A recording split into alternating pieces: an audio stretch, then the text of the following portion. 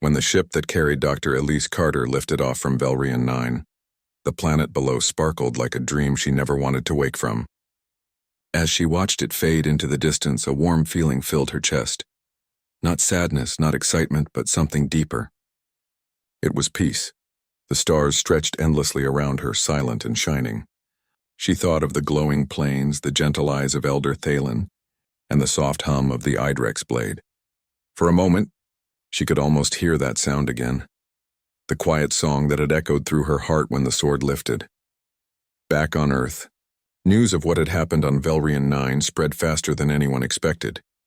Scientists spoke of it as a historic event, journalists called it the awakening of an alien relic, and philosophers described it as a meeting between hearts from different worlds, but Elise didn't care about fame or praise. For her, it wasn't about what she did, it was about what she learned. When she stood before human audiences, she never spoke like a hero. She spoke like a storyteller.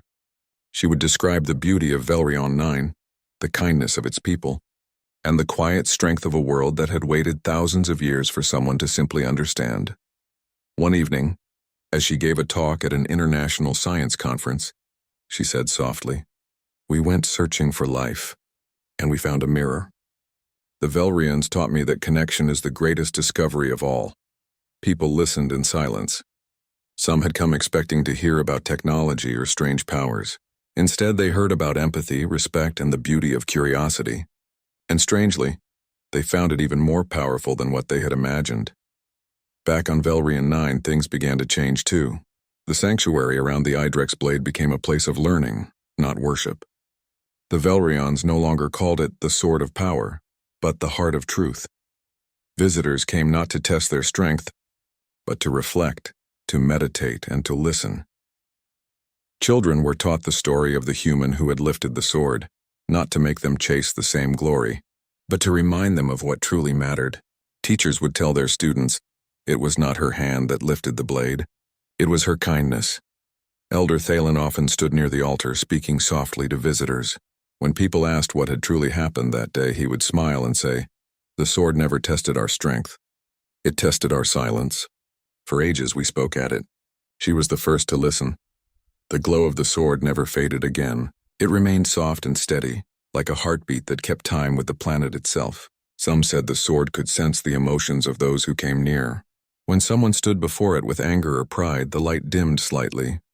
But when they approached with calm and honesty, the glow brightened. It became a gentle teacher, showing through silence what no words could explain. Elise continued her work on Earth, but her connection to Velrian never ended. She often received messages from Miraine, who had become the first Velrian ambassador to Earth. They shared stories, research, and sometimes quiet letters that spoke more like poetry than science. One of Miraine's letters said, "Since you left, the children of Velrian sing a new song. It begins with your name, but it ends with hope. We now say that light does not belong to one world, it belongs to all who see."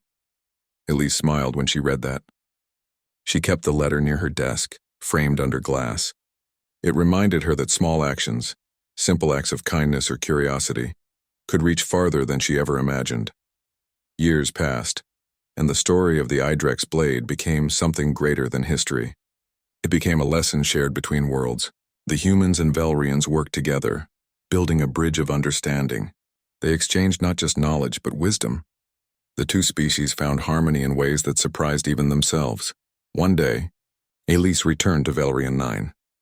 The moment her ship entered the planet's atmosphere, she felt that same peace she had felt years before. When she stepped out, Elder Thalen, older now but still radiant, was waiting for her. "Welcome home, listener from Earth," he said warmly. Elise smiled, touched by the words. "It feels like I never left," she replied. They walked together through the sanctuary, which had grown into a vast garden of light and crystal. Visitors from both planets filled the area, quietly admiring the floating sword. The air hummed with soft music that wasn't played by instruments. It was the gentle sound of the planet's energy, now at peace. When Elise stood before the sword again, it shimmered slightly as if greeting her. She reached out not to touch it, but to bow her head in thanks. "Hello again," she whispered. "Still glowing, I see." The sword brightened faintly, then returned to its calm pulse. Thalen smiled beside her. "It remembers you," he said. And it continues to teach us every day. You showed us that truth has no language, only feeling. Elise looked around at the people, Velrians and humans together, learning side by side. Some studied the symbols carved into the altar. Others meditated quietly. There was no division anymore, no thought of us or them. They were all just beings searching for light. She turned to Thalen. Do you think the sword ever knew what it was waiting for? He nodded slowly. Yes, it was waiting for the right heart. And it found one. The suns began to set, painting the sky in shades of gold and lavender, just as they had the first time she visited. The colors reflected on the sword, making it shine like living fire. Elise stood silently, letting the warmth of the light wrap around her. For the first time in years, she felt a quiet voice inside her mind, not a sound, but a feeling. It was gentle, calm, and full of peace. Thank you, it seemed to whisper. She smiled. Maybe it was her imagination, or maybe the planet itself was speaking. Either way, she whispered back, thank you too. When she returned to her ship that night, she carried no souvenir, no sample, no proof of what had happened. She didn't need one. The true treasure was invisible, the connection between two worlds and the reminder that kindness could change the course of history. Back on Earth, she spent her remaining years teaching young scientists. Her final lecture was quiet but unforgettable. She told her students, the universe doesn't ask us to be the strongest or the smartest. It asks us to be open, to listen, to care. That's how real discovery begins. And somewhere light years away, on the shimmering plains of Velrian 9, the Adrex blade still floated above its altar, glowing softly under the twin suns. The people of the planet still told its story, not as a tale of power, but as a promise of peace. They said, once a human lifted the sword, and in doing so she lifted all of us. And under that endless, glowing sky the legend lived on, not about strength but about the gentle touch that united two worlds forever. The night after the sword lifted, the whole planet seemed to change. The air felt lighter, the light from the twin moons brighter, and even the gentle wind that moved across the crystal plains carried a new kind of warmth. Velrian 9 had been silent for ages, but now it felt alive, as if it had finally taken a breath after centuries of waiting. Dr. Elise Carter didn't sleep that night.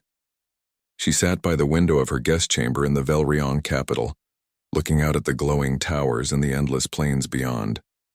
The image of the sword lifting kept replaying in her mind. She could still feel its warmth on her hands and hear that soft ringing sound that had filled the air. She wasn't sure what she had done, or why the sword had responded to her. It wasn't something she could explain with science or logic. It had felt like understanding, like the planet itself had seen her heart and recognized something within it. Early the next morning, Elder Thalen came to visit her. He looked calm, but his eyes held a deep brightness she had never seen before. Dr. Carter, he said gently, the council wishes to speak with you. The scholars believe last night's event must be studied with care. Elise nodded, though she felt uneasy. I understand. I didn't mean to cause any confusion. Thalen smiled kindly. You did not cause confusion, Elise. You caused awakening. When they arrived at the Hall of Radiance, hundreds of Velrians filled the great chamber. Light floated through the air like soft mist, illuminating the round room. The elders, priests, and scholars of Velrian 9 sat in a large circle. The sword itself had been carefully brought from the plains and placed on a floating crystal platform in the center. It still glowed faintly, humming like a living thing. As Elise entered, every Velrian bowed their head in respect. She felt her heart race. She had never wanted attention or glory. All she had wanted was to learn. Elder Thalen raised his hand for silence. For countless generations, this blade has refused all touch. Yet when our guest, this human from the distant world of Earth, placed her hand upon it with no desire to claim it, the sword rose. We must understand why. A tall scholar named Vareth stepped forward. He carried old stone tablets covered in carved symbols. We have found something, he said. Something in the oldest of our records. He placed the tablets on the glowing floor. Images projected above them, ancient drawings of the sword surrounded by light. There were also shapes that looked oddly familiar to Elise, circles, lines, and symbols that reminded her of old human languages. Vareth continued, These markings have long been misunderstood. But now, after the sword has awakened, we believe they tell a different story. They say, Only one unshaped by our creation will awaken the blade of truth. The hall fell silent. Elise frowned slightly. Unshaped by your creation? What does that mean? Thalen turned toward her. It means the sword was not meant for any of us. It was waiting for someone not born of Velrian, someone who came from beyond. Elise's eyes widened. You mean, it was waiting for an alien? For a human? Vareth nodded slowly. Perhaps not a human specifically, but a being untouched by the energy of this planet. One who could see it without the pride or fear we have carried for ages. The words sank deep into Elise's heart. She looked at the sword again. It floated calmly in the air, its glow soft, peaceful. It wasn't a weapon, it was a messenger. Thalen spoke again, his voice full of wonder. We have always believed the sword tested our strength. We were wrong. It tested our hearts. Elise looked around the room. But why me? I'm not special. I didn't even think I could lift it. Marianne, who stood nearby, smiled gently. That may be exactly why. You didn't try to take it. You only tried to understand it. Elise felt tears fill her eyes, though she didn't fully know why. The truth was both beautiful and heavy. The sword had not been waiting for power. It had been waiting for kindness. The scholars began their studies immediately. They took careful readings, measured the sword's energy, and compared it to the planet's natural frequency. They discovered something astonishing. The energy of the Idrex blade matched the rhythm of Velrian 9's core, almost like the sword was a part of the planet itself. The sword is not an object, Vareth explained later. It is a living piece of Velrian. It reacts to empathy, to connection, not to control. Elise listened quietly, her mind full of thoughts. So it felt me, she said softly. And it answered not because I was strong, but because I cared. Thalen nodded. Yes, you reminded it what it was made for. News of the event spread quickly across Velrian 9. Every city, every school, every temple spoke of the human who had lifted the blade. Some called her the listener from Earth. Others believed she was a messenger of change. But Elise didn't feel like either of those things. She still felt like the same person, curious, ordinary, and full of questions. A few days later, she returned to the Crystal Plains with the Elder. The air there felt lighter now, as if the land itself was grateful. The sword floated above its altar, glowing gently. Elise approached it once more, not to touch it, but to speak. You waited a long time, she said softly, but I think I understand now. You weren't looking for a hand, you were looking for a heart. The sword glowed brighter for a moment, then slowly dimmed again, as if nodding in agreement. Thalen watched her quietly. You will leave one day, he said, but your touch will remain here forever. You have changed the way our people see the universe. We thought wisdom meant knowledge. You have shown us it also means compassion. Elise smiled, her eyes soft. And you've shown me that legends can be true in ways we don't expect. Sometimes they wait for us to see them with open eyes. That evening, as she looked up at the twin moons, she realized something. The sword's message was not just for Velrian, it was for all worlds. Strength without kindness meant nothing. Knowledge without understanding was empty. The blade had not chosen her to be its owner, but its reminder. That gentleness could move mountains where power could not. In the days that followed, the Velrians built a sanctuary around the altar. Not a place to worship the sword, but a place to learn from it. Scholars, travelers, and children came from across the planet to see it and hear the story of the human who had awakened its light. Elise helped translate the carvings into a shared language so both humans and Velrians could read them. The final inscription on the entrance of the sanctuary read, "The sword answers not the hand that grasps, but the heart that listens." When she finally prepared to return to Earth, Elder Thalen stood beside her at the ship's gate. You have reminded us what it means to be alive, he said. You did not just lift our sword, you lifted our spirit. Elise smiled softly, her voice warm. And you reminded me that the universe is full of hearts waiting to be understood. As the ship rose slowly into the glowing skies, she looked out the window one last time. The crystal plain stretched endlessly below, the sword's light shining like a star at the center of it all. Velrian 9 had been waiting for someone to listen, and a human had finally heard its voice. The next morning on Velrian 9 began with a soft light that seemed to rise not from the suns but from the planet itself. The crystal plains shimmered like a sea of glass, reflecting the sky in gentle waves of color. Dr. Elise Carter stood at the edge of the plains, her heart calm but curious. Today, Elder Thalen had invited her to observe the ancient ceremony of the Idrex blade. When she arrived, hundreds of Velrians were already gathered in quiet circles around the sacred altar. Their bodies glowed faintly in the morning light, and their calm faces showed both hope and disbelief. Even though they had seen countless attempts before, something about today felt different. Mirren greeted her warmly.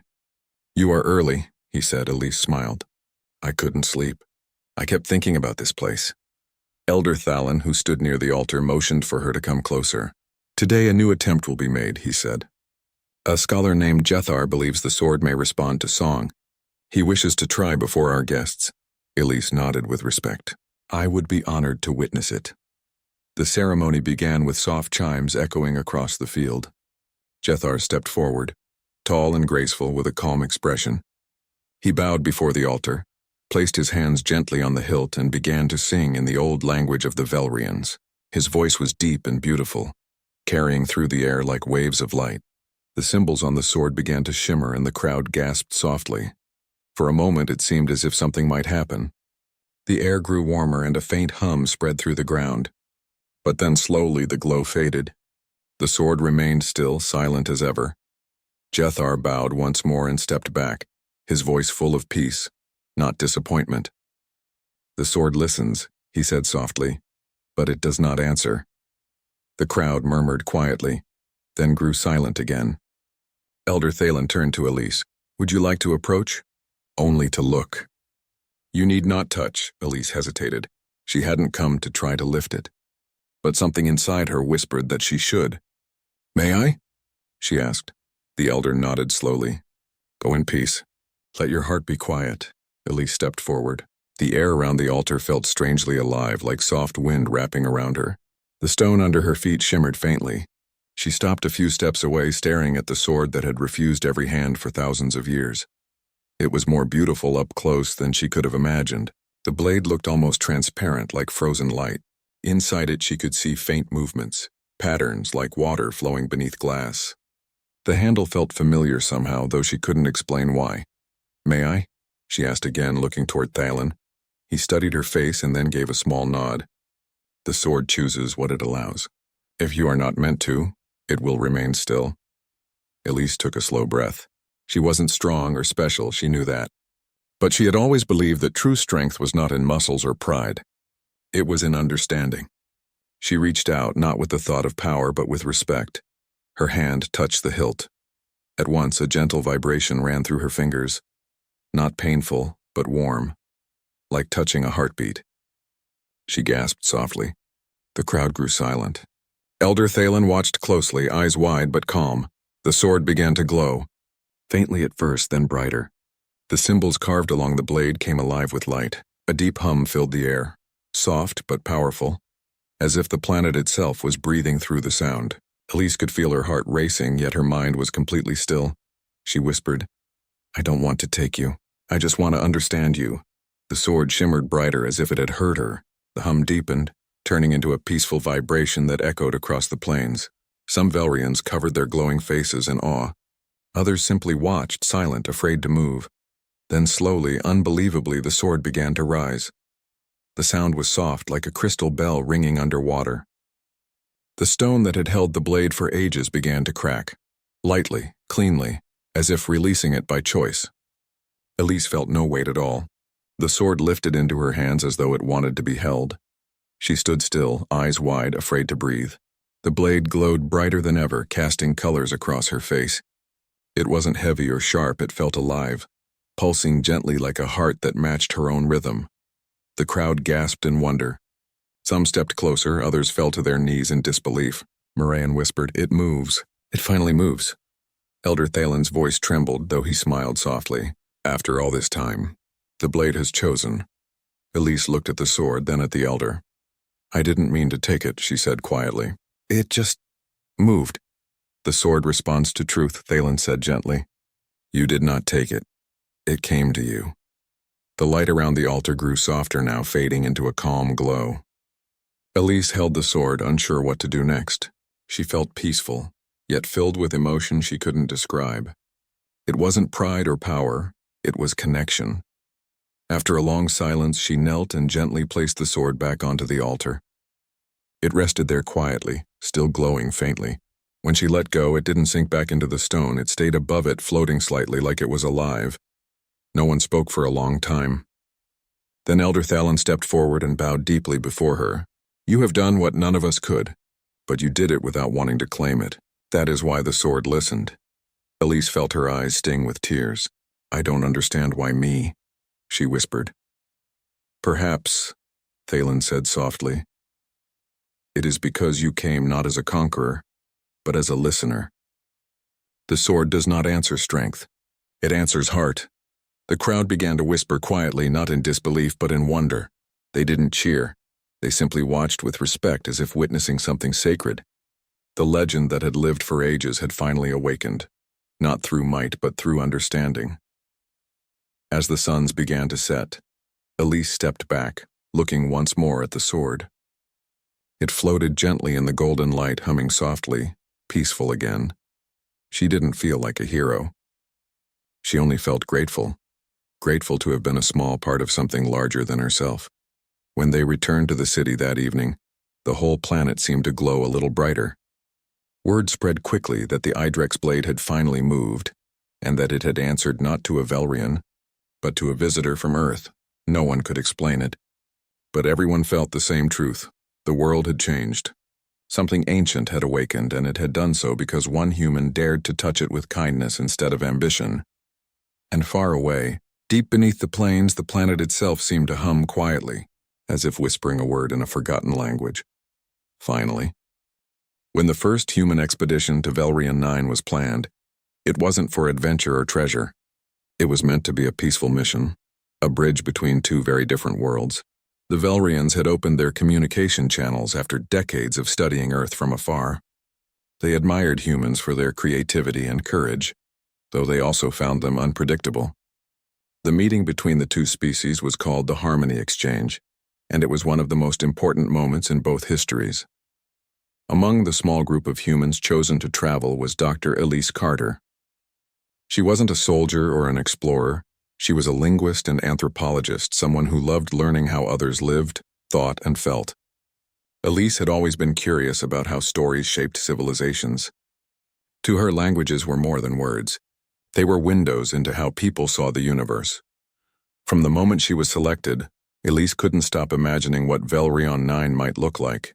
She had seen pictures sent through probes, shimmering plains, floating cities, and crystal towers that caught the sunlight like prisms. But she knew no picture could truly capture what it would feel like to stand there herself. When the day finally came, Elise stood with her small team aboard the ship Aurora's Path, watching the planet appear in the blackness of space. It looked like a jewel, half blue, half silver, surrounded by soft light. Her heart beat faster. As they descended through the glowing clouds, she saw rivers of light weaving through the land, and cities that seemed to grow out of the ground like living sculptures. The Velrians had shaped their world with care, not by breaking nature, but by blending with it. Everything looked alive. When the ship landed, the humans were greeted by tall, elegant beings with smooth, crystal-like skin and gentle, glowing eyes. They moved gracefully, and their voices sounded like music. Elise had studied their language for months, but hearing it in person made her eyes widen in awe. She could feel emotion in every sound. The leader of the Velrion delegation introduced himself as Elder Thalon. He welcomed them warmly, saying, "You come from the sky, and yet you walk with humility. That is a good sign." Elise bowed slightly, smiling. "We come as learners, not as conquerors." Her words made Thalon's eyes brighten. "Then you are most welcome, Dr. Carter." Over the next few weeks, Elise spent her days walking through Velrian cities, recording their stories, studying their art, and learning their songs. The Velrians were fascinated by humans too. They asked endless questions about Earth's oceans, human emotions, and even the way people dreamed. Elise often visited the Library of Echoes, a place where memories were stored as light patterns. When she touched one of the glowing orbs, she could see ancient moments replayed like living pictures. One day, while exploring a section of the library dedicated to old myths, she came across an image of a blade shining in the dark. "What is that?" she asked a young Velrian scholar named Mirayan, who often helped her translate. Mirayan's expression softened. That is the Edrex blade. It is our oldest mystery. Elise leaned closer. A sword? But why is it so important? Miraine explained. It was said to be a gift from the planet itself. Many have tried to lift it, but none ever could. It is not meant for us, perhaps not for anyone. The human scientist's curiosity immediately sparked. May I see it? Miraine looked surprised. You wish to see the sword? Humans are guests here. It is a sacred site, not a museum. Elise nodded with respect. I understand, but I don't want to disturb it. I just want to learn its story. I think every legend hides truth inside it. Miraine hesitated, then smiled slightly. You speak like one of our own keepers. Perhaps Elder Thalen will allow it. A few days later, Elise stood before the Elder himself. He listened quietly as she spoke of her wish to visit the Crystal Plains. When she finished, he studied her for a long time. His gaze wasn't harsh, it was thoughtful. You are not the first to ask, Thalen said gently. But you are the first to ask with humility. Most who come want to lift the sword. You only wish to understand it. Elise smiled softly.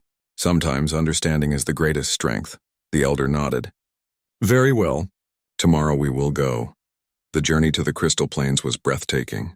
The land stretched endlessly, glowing under the twin suns. Strange crystal formations rose from the ground like frozen lightning. The air shimmered with gentle energy, making everything feel alive. As they approached the sacred altar, Elise could see the sword at the center.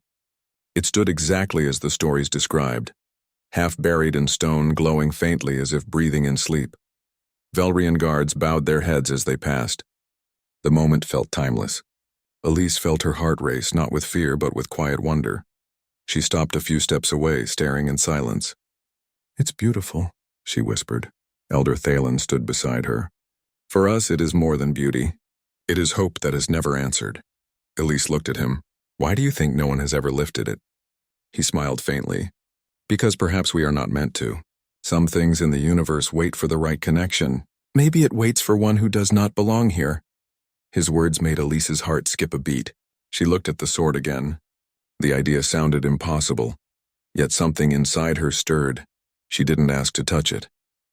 She only observed, studying the strange patterns carved into the hilt. Her trained eyes noticed something. Some of the symbols looked similar to ancient earth pictographs, the kind found in early languages. That can't be, she murmured. What do you see? Asked Miraine softly. Patterns. Some of these look almost human. Miraine looked confused. But the sword is older than our recorded time. It cannot be from your world. Elise shook her head slowly. Maybe it isn't, but maybe, just maybe, our worlds have been connected longer than we think. The Elder watched her quietly. There was a softness in his eyes now, almost as if he recognized something familiar in her. As the suns began to set, painting the plains in gold and lavender, Elise stood alone for a moment before the sword. The air was silent, peaceful. She didn't reach for it, but she felt drawn to it, like a whisper calling her name. That night, back at her quarters, she couldn't sleep. Every time she closed her eyes, she saw the sword glowing faintly in the dark, like it was waiting. Waiting for something or someone. Elise smiled to herself and whispered, maybe it's waiting for a story to believe in. Far away, deep within the Crystal Plains, the sword glowed faintly, just for a moment, before returning to silence. Long ago, far beyond the stars humans could see, there was a planet named Velrian 9. It was a strange and beautiful world, glowing with colors that did not exist on Earth. Its skies shimmered like liquid crystal, and at night, the air was filled with tiny lights that floated like fireflies but were made of pure energy. Velrian 9 was home to many intelligent beings, each with different shapes, colors and gifts, but they all shared one thing: respect for something ancient, powerful, and mysterious. At the heart of the planet's most sacred land, known as the Crystal Plains, stood a monument older than any memory. It was not a palace, not a temple, but a large circle of shining stones that surrounded a single object, a sword. The sword was not ordinary. It was called the Edrex blade, and legend said it was forged when the first light of the planet met the first shadow. The blade itself shimmered like glass, yet it was unbreakable. Its handle was carved with strange symbols no one could fully translate, symbols that seemed to glow whenever someone stood close. For thousands of years, it had been stuck in the center of a stone altar, as if the world itself held it in place. Every race on Velrian 9 knew about the sword. Children grew up hearing stories about it. The elders said it had chosen its resting place and would only rise when a being of true heart and pure purpose touched it. Others believed it was simply a test, one that no one could ever pass. Many had tried. Strong warriors with arms like metal beams, wise priests who sang prayers in forgotten languages, even scholars who built machines to measure the sword's energy. But none could move it, not even an inch. Some said it was cursed. Others thought it was waiting. Over time, the sword became more than just an object, it became a symbol. People would visit the plains not to lift it, but to look at it and feel hope. The Velrians believed the sword was alive in a way. They said it could sense the hearts of those who touched it. If someone greedy or proud tried to claim it, it grew colder and heavier. But if someone approached it with peace, it grew warm but still refused to move. Generations passed. The world changed. Cities rose from floating rocks. Ships flew across skies that once only birds ruled. Yet the sword stayed exactly the same, silent, glowing faintly under the pale twin suns. The guardians of the sword, known as the keepers of the first light, protected the area with care. Not to stop people from trying, but to make sure the sacred place was respected. They believed that even if no one could ever lift it, the sword still served its purpose. It reminded everyone that some mysteries were meant to teach patience, not victory. Still, the question never went away. Why did the sword exist? And if it was waiting for someone, who could that someone be? Every few years, a great ceremony was held. It was called the Festival of the Unlifted Sword. Beings from all over Velrian 9 came to watch brave souls attempt to lift the blade. It had become more of a tradition than a challenge. People laughed, cheered, and celebrated their history. But deep inside, there was always a spark of wonder. What if this time someone really could lift it? One such ceremony became particularly famous. A warrior named Turhal, known for his strength that could move mountains, approached the sword. He bowed deeply, placed his clawed hands on the hilt, and pulled with all his might. The ground trembled slightly, but the sword did not move. The crowd gasped in excitement, but soon the energy faded. Like all before him, Turhal stepped back in defeat. Then came Solara, a gentle healer who believed the sword responded to emotion, not strength. She sang softly as she touched it, her voice echoing across the plains. The sword shimmered faintly as if it had heard her, but again it stayed where it was. By the time the stars replaced the suns that day, the festival ended. The crowd dispersed, leaving the sword standing proudly under the glowing night. It seemed to whisper to the wind as though laughing gently at everyone's efforts. The keepers stayed behind, as they always did. Their leader, an old being with crystal-like skin, stood before the altar and spoke softly. "One day the right one will come. Not from us, but from beyond." The others looked at him curiously. "What do you mean, Elder?" One asked. He smiled faintly.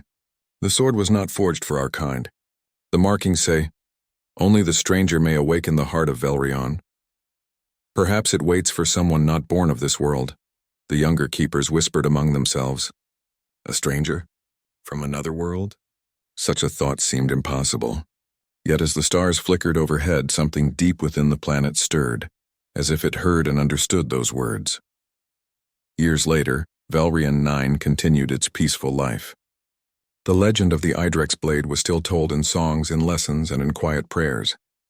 But few truly believed anyone would ever lift it. It had simply become part of their identity, a story they carried forward. No one could have imagined that far away, on a small blue planet called Earth, a young scientist named Elise Carter would soon hear about it. No one could have guessed that this human, small, curious, and full of quiet wonder, would one day walk across the crystal plains of Velrian 9 and change everything. For now the sword slept. Its glow pulsed faintly like a heartbeat waiting to wake. The wind that swept over the plains carried a soft sound, almost like words. If one listened closely, they might have heard it whisper, "Not yet, but soon."